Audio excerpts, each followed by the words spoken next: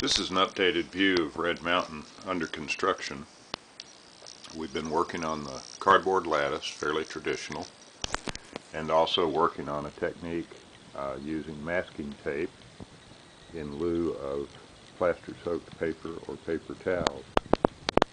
This is the yard lead track coming out of staging and shows the terrain that was put together with an open area for the yard lead switch, which is also a run-by to the main line and reverse loop. Trying to get the terrain to be of a scale that dwarfs the locomotive and cars.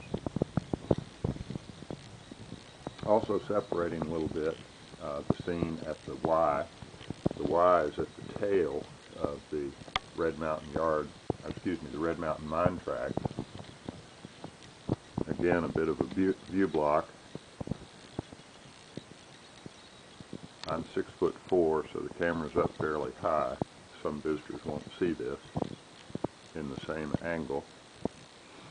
Coming around that end of the peninsula, looking at the Y again from a different angle, or car showing the scale. And then we're going to pan along what we call the north face of Red Mountain. This would be the face where the ore mines actually existed, or where most of them did, some exceptions to that. Looking along the main line and yard lead, this is in the direction heading away from staging.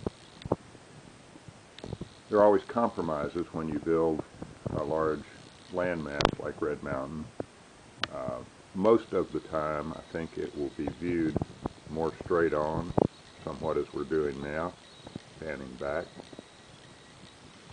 The fear is that Red Mountain will be too thin, but I think for most viewers and most visitors, the effect will be more that of a backdrop, which is what we're trying to achieve.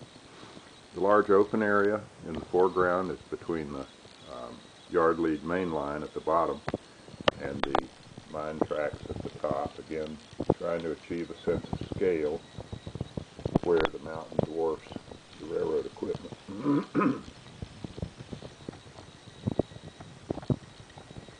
This large open area wants to be the home of one of the many mine camps that existed north and just below the north slope of Red Mountain.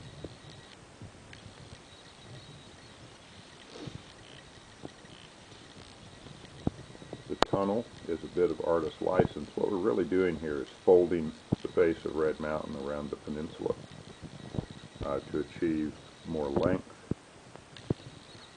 There's a deep cut here. The tunnel actually didn't exist, but it also gives us a way to separate different parts of the Red Mountain scene. This is a view looking back along the north face, and then downtown Birmingham on the left side of the aisle as you look in that direction. Coming on around Red Mountain.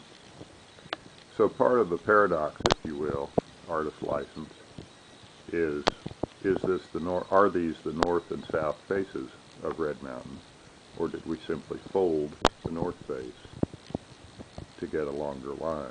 And I think the answer is an unequivocal yes. This is the other face of Red Mountain.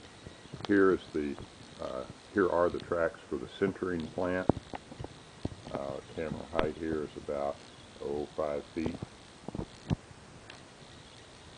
The track in the foreground is the Red Mountain branch line, the high line, so to speak. And then in the lower level is the main line, which wraps around the base of Red Mountain. That's actually real, if you will, in Birmingham's history.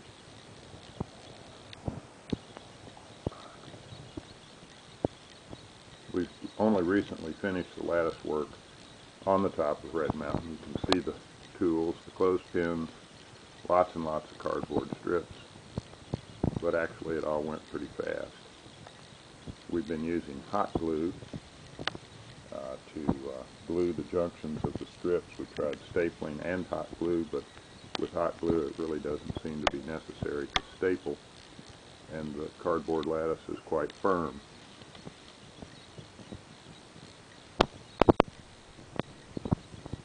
Camera height here is probably 5 feet. We're looking at the last mine spur, and the plan is for this mine spur to represent the Redding shaft mine that actually was on the south slope of Red Mountain, operated by Woodward Iron Company. And I think the reason they were there and the reason they went straight down was they didn't have the real estate to go in on a slope as the northern face mines did. Also, historically, in the early days, there was a lot of surface mining done at the peak, both on the north and the south face. Some of that accounted for the variable height in the ridge line, where iron ore had been taken away by the easiest means, which was surface mining. This view then is looking back along the Red Mountain branch on the higher line, the main line on the lower level, and then to the left of this aisle is the main line in the foreground and the wrapped high ore line, if you will, against the wall.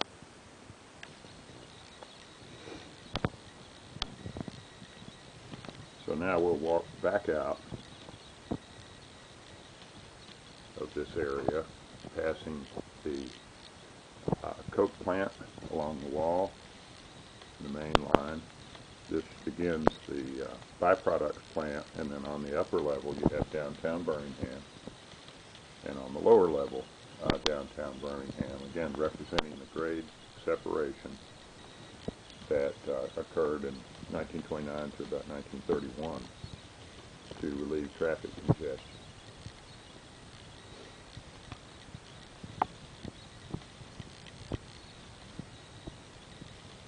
And then panning around, not all the lights are on,